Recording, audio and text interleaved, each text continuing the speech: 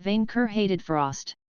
He had taken residence in the southern Alban mountains because he thought that it would deter thieves, but the chilly air of his beloved mountains couldn't compare to that of the so-called winter kingdoms. Located north of the Nightlands, this vast expanse seemed entirely covered in snow. Even now, in the middle of the day, a weak hail kept bothering his flight. "It's cold," manling Victor shook like a tree while flying at his master's side. Even his heavy clothes didn't protect him. "It's horribly cold. We will leave as soon as I get my gold," Vainqueur reassured him. He couldn't wait to go to the moon. That was possibly manling Victor's greatest idea since he decided to lovingly serve Vainqueur forever. If the Emperor couldn't complete quests or monsters on this planet, he would move on to another, without competition. The moon would become his hunting ground, VNV's newest conquest.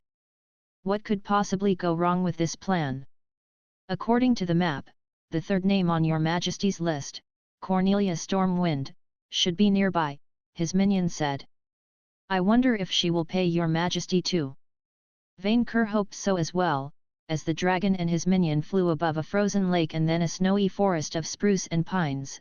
The dragon had left his bag behind so they could explore the area to his leisure without him fearing for his new gold. The red WIRM noticed a flying shape whose white color meshed well with the snow approaching them. "Hello, Vainqueur." A small ice dragoness saluted him, while they crossed paths in the skies.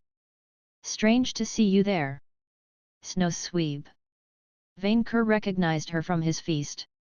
"I am looking for a lesser creature called Cornelia Stormwind," manling Victor provided the name, Cornelia Stormwind. "That good-for-nothing elf?" The dragoness shrugged. "She has taken control of this forest after I caught its ruling princess. I guess you will find her breeding with a pine tree nearby." "Why are you looking for her?" "She is no princess material." "She has insulted me," Vainqueur replied. "She owes me a tribute of gold and cattle." "Good luck catching her then," the dragoness replied. "But, if you are snooping around, can you tell my little brother Windy to come home? He has not returned from his latest quest, and I am starting to worry for his safety."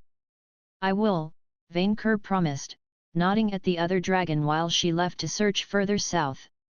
"That's the fourth dragon we've met so far," manling Victor said, as he and his master circled the forest from above. "Most of my kind prefer the cold of the north than the south's warmth." Why frost dragons outnumbered their better cousins was beyond Vainqueur, and that climate reminded him why he preferred heat. While his ring of elemental resistance may shield him from the discomfort of the cold, he still felt it. Vainqueur sniffed the air, trying to locate the elf grasshopper. He noticed multiple scents spread around the forest, dozens of manlings, elves, beastkin, and even manling Victor. "Stay close to me," Vainqueur ordered, suddenly on edge. "What?" "I smell a disgusting fairy on the ground," the Emperor said, trying to pinpoint its location. Failing that, he would burn the entire forest, to be sure. "Look there." Manling Victor pointed his scythe at shapes emerging from the clouds and flying straight at them. One looked like a dragon from afar, and Vainqueur identified the other as a griffin rider. Was that manling Kia and Jolie? No. The dragon was a silvery, winged serpent, a frost drake, and one carrying a manling knight on its back at that. A lightly clad elf woman with bluish skin and white hair rode the griffin, wielding a metal machine similar to Renoir's Kalashnikov, and he noticed a third form, that of a manling brunette in a strange furred dress, flying through magic between them. Each of them had a strange ring of light floating above their heads. "Your Majesty, watch out!" Manling Victor warned. "She has a hunting rifle." The woman on the griffin pointed her metal stick at Vainqueur and fired a strange lead, rounded arrow at his belly. The projectile bounced off his scales. "Lead!" Vainqueur exclaimed with mock pain, a hand on the point of impact. "My only weakness." "Really?" the woman on the griffin asked, as she and the others closed in. "No," Vainqueur replied, retaliating with a fireball while she was distracted. "Weaknesses are for manlings." The projectiles did make his scales itch a bit, but the dragon ignored the feeling. The trio dispersed to dodge the fireball, showing annoying quickness at it. While friend Victor almost cut the drake's head with his scythe, forcing the beast on the defensive, Vainqueur tried to eat the tasty griffin with one bite. Other projectiles flew at them from the forest itself, a massive lightning bolt and a shining arrow. His beautiful ring helped him shrug off the spell like the lead projectile, but the arrow. Vainqueur felt excruciating pain when it hit him in the belly, blowing up a scale. Arrow of dragon slaying inflicted double damage. The red dragon snarled in anger, even as his scale immediately started growing back. Master's shield activated. You gained the Regan status. Battlefield voice. A booming, womanly voice echoed through the forest below, although Vainqueur couldn't pinpoint its source. Knightsbane, Dalton. My name is Cornelia Stormwind. Lay down your weapons, you are surrounded. Surrounded by dead manlings? I am not impressed. Still, the dragon guessed that she wouldn't pay him his due. Come out of your forest and fight, grasshopper. I will. You have been looking for me, Vainqueur Knightsbane? I've been waiting for your coming for months. Defensive gambit. All of Cornelia's troops gained the physical ward status. Physical damage will be reduced by 50% for 5 minutes. A thin layer of golden light covered each of their attackers, but it didn't matter to Vainqueur. He would eat all of her minions if he had to. Minion, take care of the flyers, while I smoke out the insects below, the dragon ordered, diving down while his wingmate targeted the flyers with hellfire. Opening his maw, the great calamity unleashed a torrent of flames below, turning the snow to steam and incinerating everything else to ashes in its path. The dragon flew in a straight line, killing anything there, and causing animals and manlings to flee the flames and smoke. Impending doom. Cornelia shouted on the ground, disappointing Vainqueur. A random attack will hit you in the near future. Your luck will determine its severity. Vainqueur inhaled, deciding to create a circle of fire around the forest and trap his foes on the ground inside it. Ice shards, the Drake rider shouted, as he broke past manling Victor's defense. He pointed his fingers at Vainqueur, firing icicles at him. The dragon didn't even bother dodging, the projectiles bouncing off his mighty body. The Drake rider grunted, before turning to the flying manling in address. Krona, the dragon has protection against elemental attacks. Curse of Winter, the woman replied, blue dust trailing after her fingers. Charisma check successful. You ignored the curse. A witch, manling Victor recognized the type of caster, busy keeping the griffin rider at bay with hellfire. Your Majesty, we must take her down first. She's a debuffer. A debuffer what? Vainqueur growled back, distracted from burning the forest. She makes her enemies weaker and inflicts status effects. In short, she's distilled pain. Curse of weakness, the witch replied, targeting Vainqueur with hand movements. Vitality check successful. You laughed at her puny power. My spells can't affect the dragon, the witch shouted. His stats are through the roof. Manling toddler, you do not understand, Vainqueur mocked her. I am not fighting you. You are fighting me. You, arg. The witch's face turned red with fury. Taunt successful. You successfully applied the berserk status to Krona. The witch is too pissed to spell cast. The manling immediately flew straight at Vainqueur, too blinded by her rage to see the madness in her action. Krona. The griffin rider immediately moved to try and intercept her ally, but the emperor reacted faster. He blasted both of them with a massive fireball, incinerating them. But when the smoke cleared, both the witch and the elf reappeared, albeit grievously injured, and without either their magical barrier or halos. The griffin didn't revive either, causing the rider to fall with a scream. Gravity, the witch cast a spell on the griffin rider, slowing down the fall harmlessly. Dalton can heal the dragon by flying near it. Insect Cornelia snarled, her words reverberating through the forest. Separate them. On it. The witch cast a spell at manling Victor, who charged straight at her with his scythe. You're going down. Gravity plus. Before either member of VNV could react, an invisible force pulled friend Victor to the ground. Master's shield cancelled. You have lost the Regan status. Minion. Vainqueur shouted in worry, as his minion landed in the forest. Ha! The witch gloated, before freezing as the furious emperor glared at her. Oh! As fast as lightning, Vainqueur punched her. The blow sent her flying and crashed as a bloody smear on the ground below.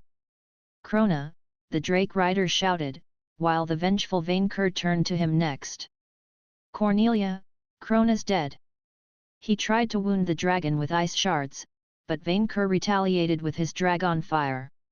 His flames turned the ice to steam, but the annoying insect glided around the attack. Another projectile came at him from the forest, yet it missed by a wide distance and exploded above the clouds.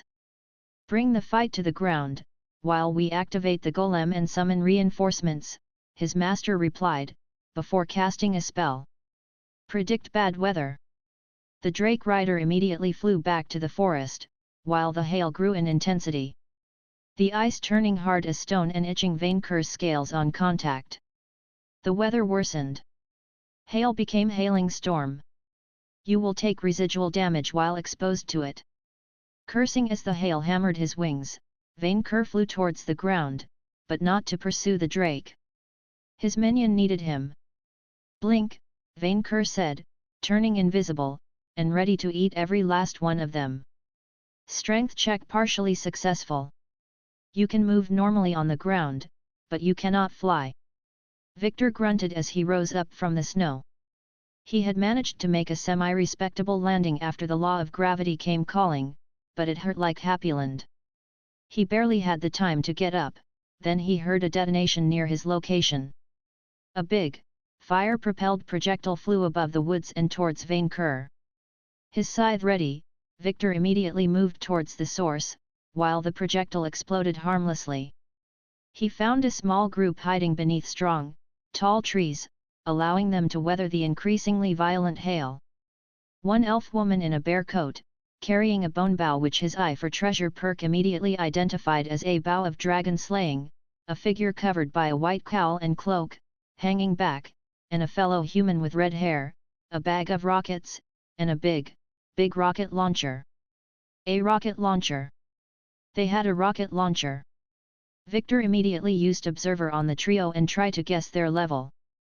Emile Lavere, level 30, Outlaw 15/15, Vladimir Gunman Phoenixson, level 33, Artificer 15/Alchemist 7/Ballistician 6/Gunner 5, Judith Mazel, level 34, Archer 20/Huntress 8/Sniper 6, Lavere?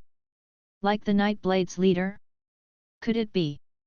You missed, the elf archer mocked his ally. I missed, the human with the rocket launcher gasped. How could you miss, the elf archer reprimanded him.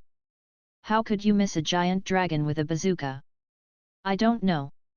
Stop shaming me, and fire. Knightsbane's getting closer. Each of them except the cowled one have the halo effect, in addition to their magical shield. Furibon noticed the white ring of light above their heads. They will revive with 1 HP once if killed. Not if he trapped their souls first. Victor noted that they must have had at least one healer, though, and a high-level one at that. The cowled fighters suddenly glanced in Victor's direction, revealing the lifeless white skin and crimson eyes beneath. The lackeys here, he whispered with a low, raspy voice. Okay, Victor really didn't want to go through with that part, but it was Vainqueur or them. The vizier threw his scythe at the gunner, his weapon hitting him in the back before he could pull the trigger. The scythe pierced through the magical barrier, and cut through the flesh. Critical hit. Slayer of Men inflicted super effective damage. His body collapsed on the snow, blood dripping from the wound. Victor thought he should have felt bad about killing a fellow human being, while he had helped, he never carried out the finishing blow himself. Instead, Victor felt, nothing special. congratulations! Through your fleeting membership of a criminal syndicate and one-shotting a fellow human in a vicious, dishonorable way, you earned a level in Assassin. You earned the lethal class perk. Plus 30 HP, plus 2 ski, plus 1 AGI, plus 1 int, plus 1 cha, plus 1 LCK lethal. Your armed attacks have a chance to inflict insta-death, luck divided by 2. The gunman's soul was drawn into Victor's scythe, the halo vanishing. His Helheim bypassed their protections. The archer hastily turned in his direction, while the cowled figure revealed 2 daggers dripping with poison. I hated Legolas! Victor shouted as a war cry, before blasting both of his foes with hellfire. The cowled fighter turned into white mist before the flames could hit him, furthering Victor's suspicions, but his teammate couldn't dodge. She took a blast of infernal flames to the face, stumbling back. She launched her arrow, the projectile hitting a pine tree's bark. Hilda, Dalton ambushed Emil's team, Cornelia's voice echoed from afar. Do your job and hit him hard. Damn! How did she know?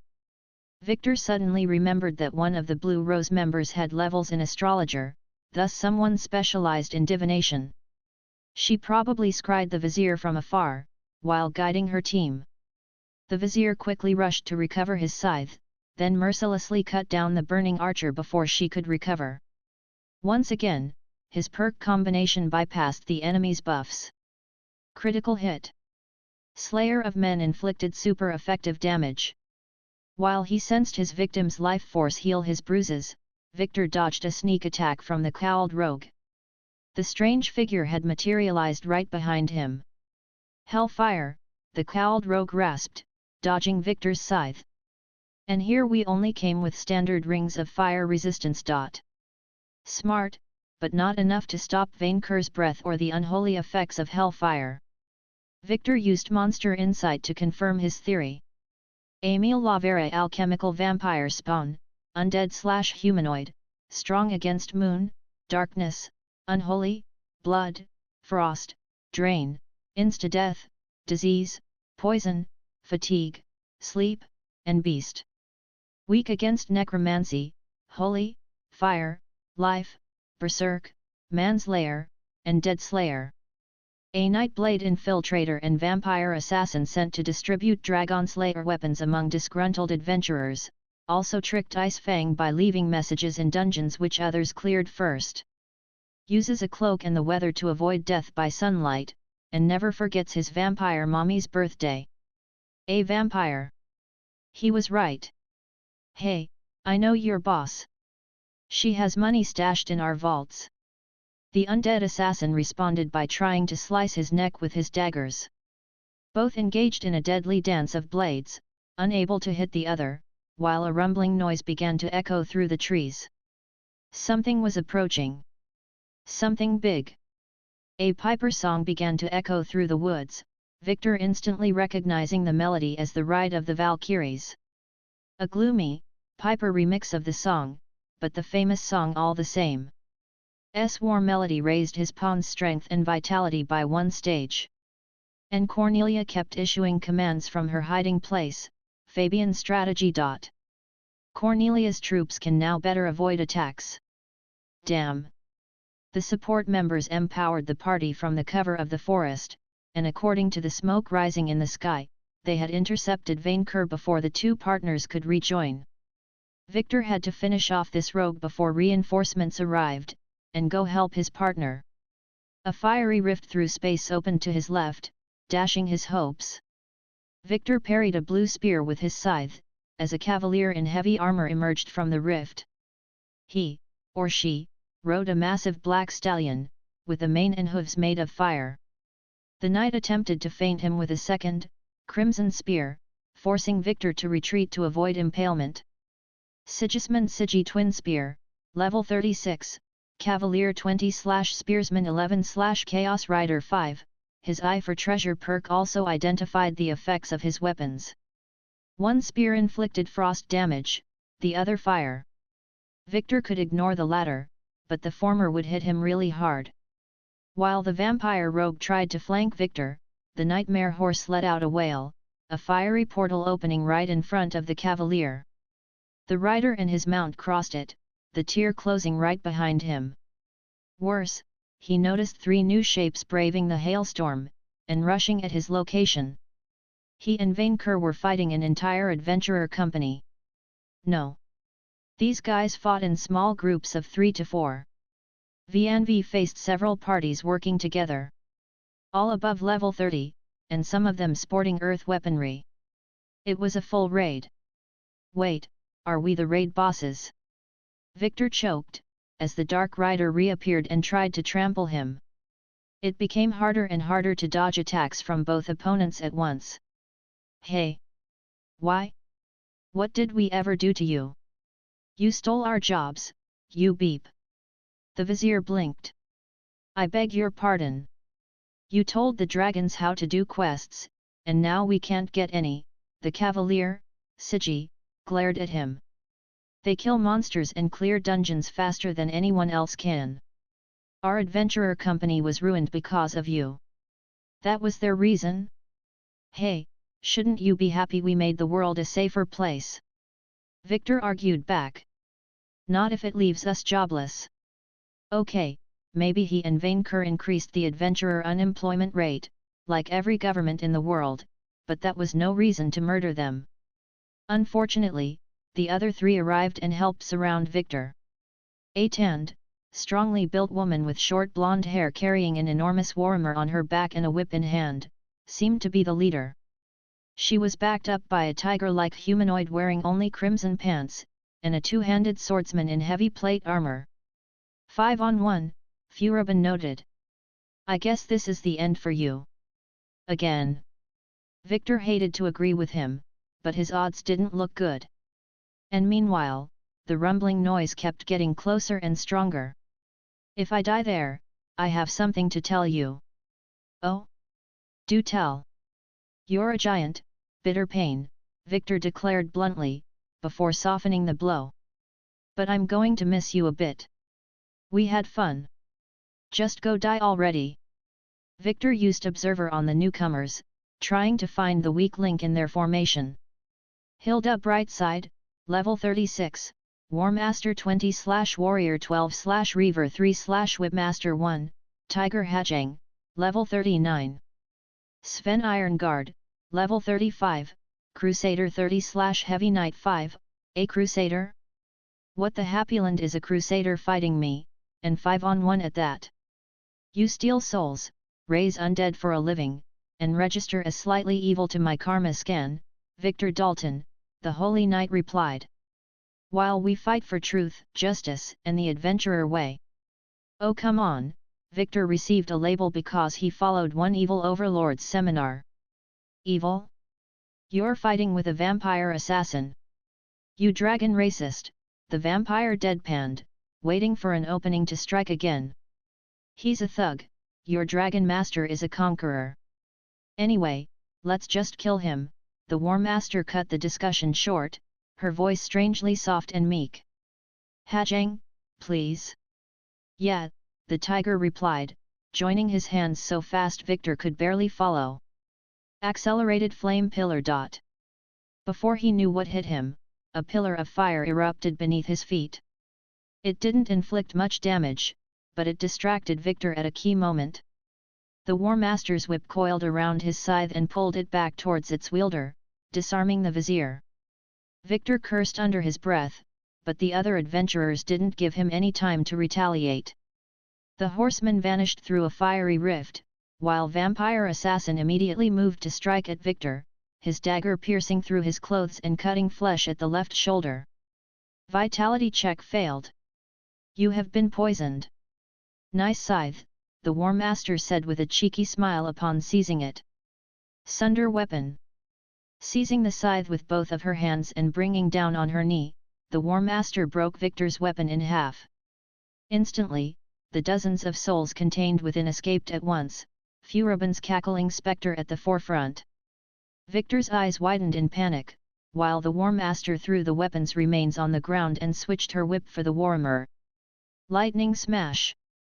Victor just narrowly avoided having a hammer bash his skull by sidestepping, the War Master shattering the pine tree right behind him like a Kit Kat bar. Realizing he was hopelessly outmatched, not to mention surrounded, Victor summoned will-o-wisps with Death Candle. While they barely slowed the opposition, it allowed him to reach the corpses of his 2 victims. Animate dead. As the corpses rose, Victor activated his new perk, praying whoever insane god listened to for victory. Fright Night. A dark aura surrounded him, the atmosphere growing oppressive as his zombies faced the opposition. Even if I die, Victor promised, trying to channel his inner edgelord, I am dragging you with me down to hell. Your enemy's strength and charisma decreased by 1 stage. You inflicted terror on Tiger Hajang and Emile Lavere. Both the vampire and tiger froze in dread, before instantly retreating, the undead by turning into mist, and the other by straight up running away. Cowards! The Crusader shouted, a powerful light surrounding his blade, while the War Master cracked her neck. Victor prepared to blast them with magic when a pine tree fell nearby. By now, the rumbling had become overwhelming, for the thing responsible walked nearby. The Vizier barely caught a glimpse of the enormous creature crushing everything on its path, of its metal frame shining with magic, of this twisted parody of a knight, which looked like Rollo's big evil brother. His monster insight activated on its own. Talos Mark III Talos Golem Prototype, Artificial/Fairy, strong against dragon, fire, physical, magic, status ailments, spirit, mind control, and frost. Weak against water, lightning, and fairy. The Mel clan's newest weapon against mortal kind. A golem made of earth technology animated by Fomorian magic, meant to slay dragons and humans alike. A relentless automaton, it inflicts dragon slayer damage with its sword, possesses a mounted cannon in its shield, and breathes virulent poison. But hey, it's flawed goods. Your boss can take it. Holy hell!